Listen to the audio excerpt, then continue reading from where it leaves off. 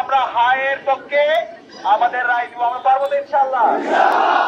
হা মানে হলো আজাদি, হা মানে হলো ইনসাফ। বাংলাদেশ কিভাবে বিনির্মাণ হবে সেটা ঠিক করার জন্য আমাদের সঠিক প্রতিনিধিকে বাছাই করতে হবে। আমরা কি পারবো ইনশাআল্লাহ?